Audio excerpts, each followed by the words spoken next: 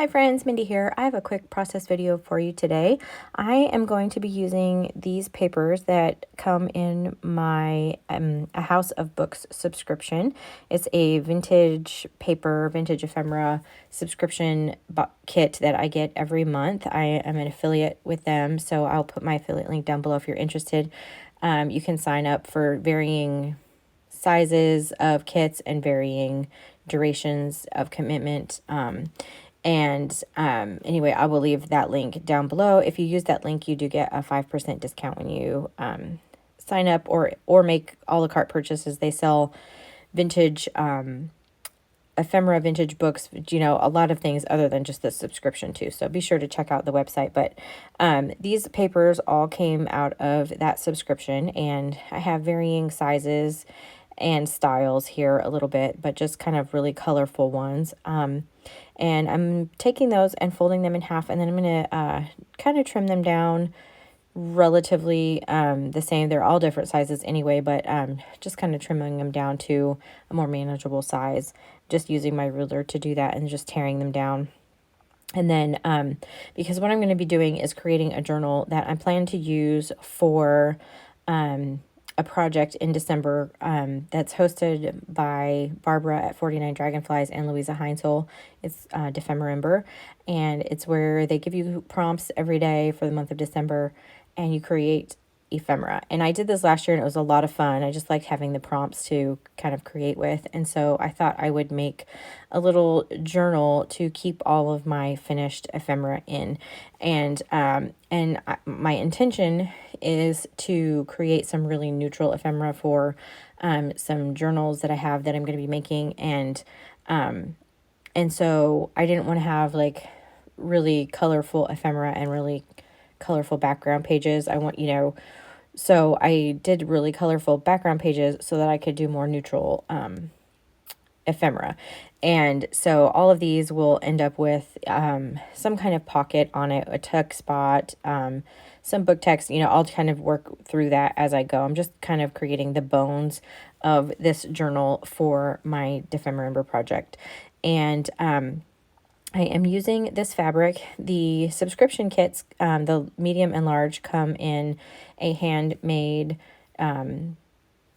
pouch, and that's made from vintage fabric. And so you can see I've already cut into this one time. I've made a small journal out of that, and I love this fabric, so I'm just going to use it again. So I am going to cut this down to roughly the size that I think I want. I'm giving myself a little bit of extra space so I can kind of trim it up and make it even.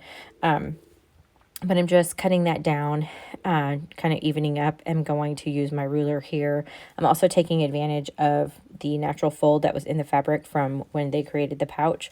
And that's actually going to be my spine section. And then I'm just using a little rotary cutter here.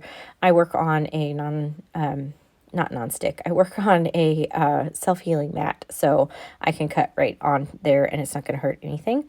I'm just kind of measuring and seeing if I have kind of roughly the right size, and then pulling some of these fabrics. Part of this was already stitched together because, like I said, this is a pouch that my kit comes in, and so I just needed to kind of pull this seam out. So I'm just trimming those little threads in there to pull those out so that I can open up this section here so that my journal will actually open.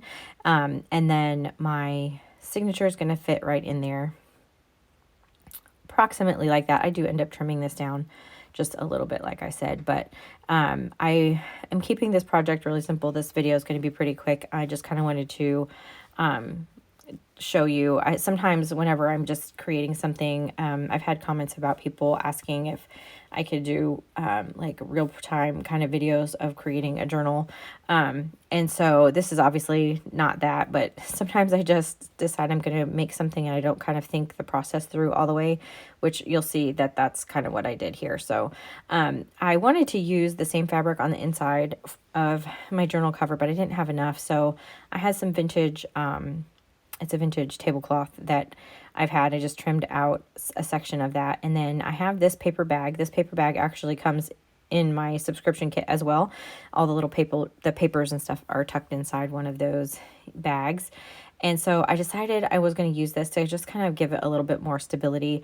Other journals that I've done, sometimes I've used like tissue, or, you can use, I think I saw Amber do one time with like an envelope or whatever, just to give it just a little bit more body. You could also use like Wonder Under or something like that and iron it onto the back of the fabric. But just as a stabilizer, but I just decided I wanted to use some of these things. And again, this is where if I would have thought this through, I would have done this a little bit different. I glued the fabric piece down to this paper bag, and I used some Fabri-Tac to do that.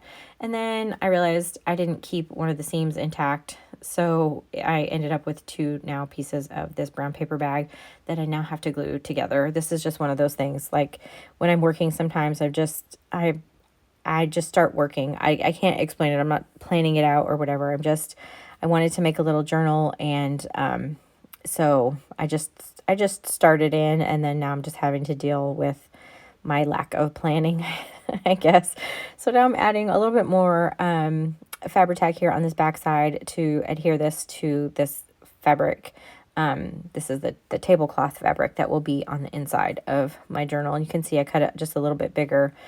That way I could even everything up all at once. So I'm going to come back through now with my rotary blade here and my ruler and just make sure everything is nice and even. I did cut down the journal just a little bit as well from that original size. It was just a little bit too big for my signature. So now what I want to do is I'm going to sew around the edges. This is why I didn't bother with a whole lot of glue, just really enough to keep it in place while I sewed it.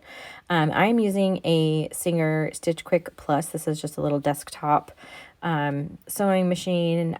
I have had it for quite a while. It has worked really, really well for the projects that I do. I do not actually know how to sew, so I don't have a real sewing machine or anything like that. I just bought this little machine because I like the texture and everything that having a sewing machine adds to projects. So I'm just going around the outside. I end up going around this twice just to kind of keep with that messy junk journal thing. It's very much just a little junk journal made from vintage papers. So just kind of looking at everything. I thought I had recorded this part, but I did not. So I apologize for that, but I did sew my signature in with a 3-hole pamphlet stitch. If you've watched my channel at all, it's basically the stitch I use anytime I'm binding a book. So I plan on using those glassine envelopes or those clear envelopes. I plan on doing some pockets and that kind of stuff to hold all of my ephemera. I didn't do it ahead of time because I don't know